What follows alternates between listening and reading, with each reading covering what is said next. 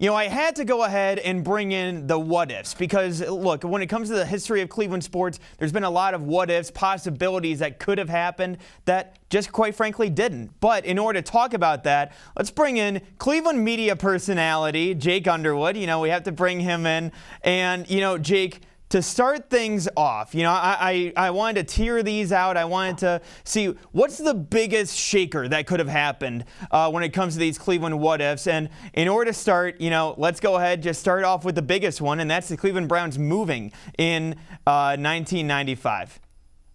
Yeah, to me, I think that's the one with the biggest impact, and not just for Cleveland, but all around the league. Because, when you look at it, so the Browns moving, I'm conspiracy theory guy, so people are going to go, oh, it's conspiracy theory, whatever.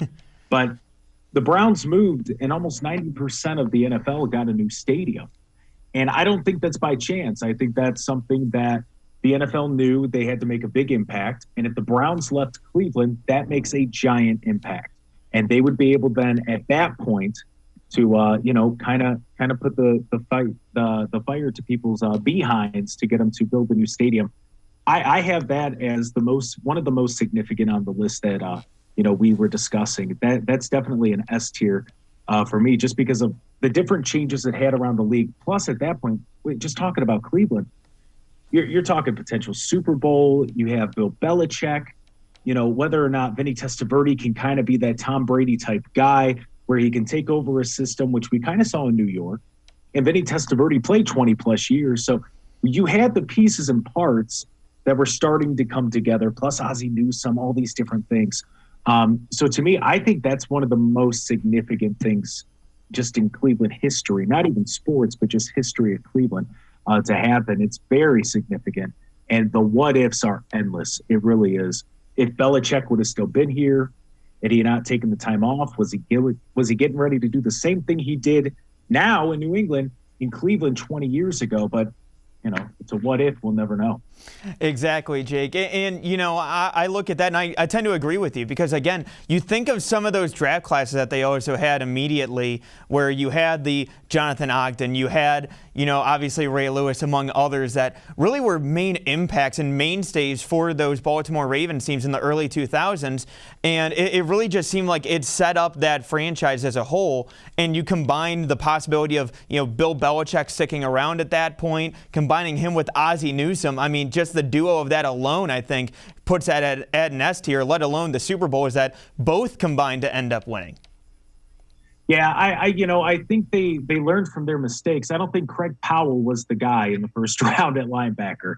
And I think it took a little bit for, Bill and Ozzie Newsome to kind of figure it out. And that's what they were doing here in Cleveland. And we've all seen the documentaries and the 95 team and all the different things. But just the amount of talent that they had. A lot of people forget, but Nick Saban was a defensive coordinator for the Browns at that point. I mean, just imagine if they start getting on the right track, maybe Nick Saban doesn't leave. Maybe he actually stays in the NFL longer than he did, and he ends up becoming an NFL head coach. He ends up, becoming one of the best NFL head coaches rather than going down to college. And, I thought Eric Mangini was a ball boy. What if Eric Mangini works his way up with the Browns and eventually Belichick's looking at it and he's going, you know what? I've won all that I could win. Let's hand it over to the guy who started off as a ball boy rather than him coming back in, 2010 and having Brady Quinn and Derek Anderson as his quarterbacks. Maybe then he has a Tom Brady as his quarterback here in Cleveland. Now, Jake, switching gears away from football, one of the main ones that, I kind of think back to is at least in 2016. And yes, you saw the title that happened with the Cleveland Cavaliers, but you also had the Cleveland Indians that made a deep run, at least when it came to that World Series, up 3-1. But the one story that kind of loomed over that team was Trevor Bauer obviously hurting his finger when it came to the drone accident in the ALCS. So, Jake, what if Trevor Bauer does not get hurt in 2016? That's such a tricky one. It really is. And the only reason why, and as Cleveland fans, we're used to it, but we always seem to go up against that team of destiny, like the Golden State Warriors, which we'll get to. Or, in my opinion, the Cubs were just that team of destiny in 16. I I don't know if it would have made much of a difference. If I had to put a grade on it, I guess I would say a B, just because I don't know if it makes that much of a difference. Now, 2007, that's a different story. There are a lot of things there with up 3-1 and different things. But I don't know if Bauer makes that much of a difference. Now, I think not so much for the team, but maybe for Kluber, it makes a world of difference. Because if you remember Kluber, I mean, it seemed like he was starting every game during those next series. So at that point, you're looking at maybe Kluber doesn't get hurt. Maybe we're not looking at Kluber going through the injury problems that he is. He's not on the DL for as long as he was. He's not missing as much time. And maybe we have that consistent ace, and potentially he's still here because he's able to stay healthy.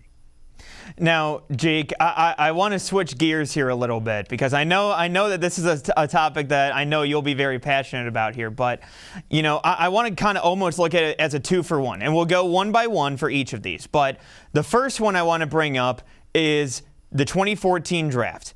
Khalil Mack obviously went number 5 overall to the now Vegas Raiders. And the Cleveland Browns had traded down, then traded back up in order to take Justin Gilbert. So, Jake, when it comes to the Cleveland Browns selecting Khalil Mack instead of Justin Gilbert, where does that rank, and what grade would you give that for tiers here when it comes to Cleveland what-ifs? Right off the bat, I give that an A. That's pretty significant. And the reason why I say that, I look at the way Khalil Mack has had an impact on every franchise that he's with. And not only that, but that probably keeps everybody intact in Cleveland, at least for a little bit longer, because then you got a little bit of faith in what's going on. You're not looking at Justin Gilbert, who ended up, what did we get, a 5th or 6th round pick for him from Pittsburgh, of all teams. Khalil Mack, I mean, being that top guy so consistently, and we kind of have it with Miles. I think Khalil Mack, though, he kind of does what Myles Garrett does, but earlier and maybe a little bit bigger of an impact, just because he is that much. He has that much impact in the game. People are double, triple, quadruple covering him. Now imagine hypothetically having Mack on one side and then Garrett on the other. I mean, that's all Madden. You know, those are the trades we make in video games, just to see how that stuff would work out. But I think that makes a significant impact because at that point you're starting to turn the tide of the way that things are in Cleveland.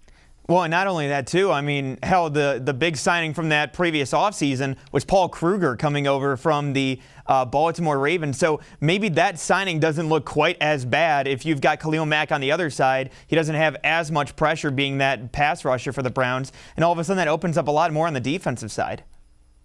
Yeah, well, something to remember with Paul Kruger is we played him completely out of position, which we'd like to do a lot at that point in time. We've been doing that since we came back. Kennard Lang, who was a fantastic defensive end, gets moved to linebacker, and then he's mediocre. Nobody knows what's going on. But we played Paul Kruger out of position. So maybe even then at that point, you have Khalil Mack playing on the line. You don't need, Paul Kruger to be this tweener. Nobody knows what he's doing. Maybe then he could focus and, do what he's good at. It's Paul Kruger. I forgot all about him, and you brought him up, and that's just, oh my goodness. That's one of those. We made so many of those signings, and you just sit there and you're looking and you're going, what are they doing? Why are they playing this guy who just had 15 sacks at defensive end? Why are we playing him at linebacker now, and vice versa? It's such a confusing time. But I think with Khalil Mack, it solves a lot of those problems, especially with Paul Kruger, because then at that point he's not playing out of position, and you probably have, ironically enough, something that the Browns are lacking now, a good linebacking core.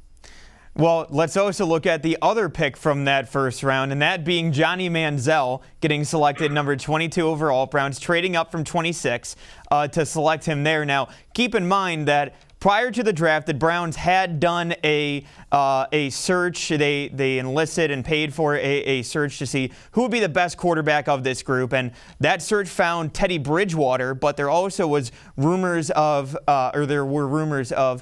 Derek Carr possibly coming to Cleveland and possibly being of interest. So, Jake, when it comes to the Cleveland Browns selecting Johnny Manziel at number 22 overall instead of Derek Carr or Teddy Bridgewater, where do you put that in terms of the tier list here?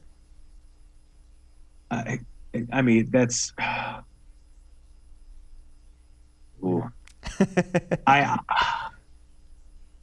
have it written down as a B. I'm going to have to move it up to an A because Johnny Manziel set this franchise back so far. It's ridiculous. It's absolutely insane to think how far he set this franchise back. I think with Derek. Now, the weird thing is with Teddy Bridgewater, because of the injury problems, we might be in the same situation. You just don't have the stigma around it. I love Derek Carr. He won me over his leading up to the draft. He was on NFL Network, and there was an interview where he talked about how he kind of wants to redeem his family name. Not saying that his brother did a bad job, but he was put in a rough situation. And when he talked about that, he wants to redeem it. That meant a lot to him. I knew he was going to have a long career. Whether or not it was going to be good, I had no idea. But I knew he was going to have a long career and that he was going to work hard. And I couldn't imagine if the Browns hypothetically took, what if they took Derek Carr? I think we are in a completely different situation than we are now. And we're not, I don't think we have questions at quarterback. I know some people think that we do. That's a completely different discussion. But I don't think we have the problems that we do. And I think you start to see what you saw with Baker, where people want to come here to play with him because they see the talent that's there. I think that it's a completely different situation for the Browns. And we're in the playoff hunt, years sooner than we were. Definitely no 0-16.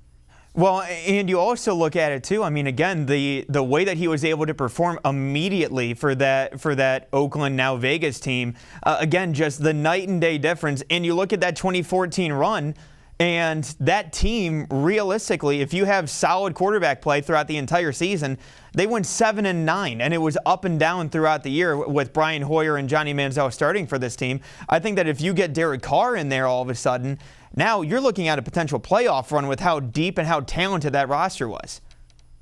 Well, not only that, the defense was really good that year. That's when we had Carlos Dansby, Dante Whitner. We had that good veteran leadership, and it was a good mixture with the young players. I'm not going to say that team would have won the Super Bowl by no means, but I think we're in a position then at that point to start building for the future, which is all we were looking for. We got excited because Johnny Manziel lined up in an illegal formation and then ran the wrong route. We ended up getting a penalty to bring it back. He caught the pass, which is great. But, it ends up coming back, and we're all ecstatic about it, doing this in the, yelling Johnny in the stands. It was such a weird time. To actually be able to – I couldn't imagine before Baker Mayfield having the quarterback question answered. I couldn't imagine it because we went through so many different people. So if we would have had a guy like Derek Carr, where from day one, the first time you see him throw a pass, you're going, thank God. We did it. We don't have to worry about this anymore. And you actually have a plan to, start building for the future where you have somebody he could sit behind like Brian Hoyer, and you're already starting to win. You already have that momentum. I think they could have made the playoffs that year, to be honest with you. And then, Johnny Manziel had to get in the game. I think it just set that entire team back so far. And if you have Derek Carr, that's not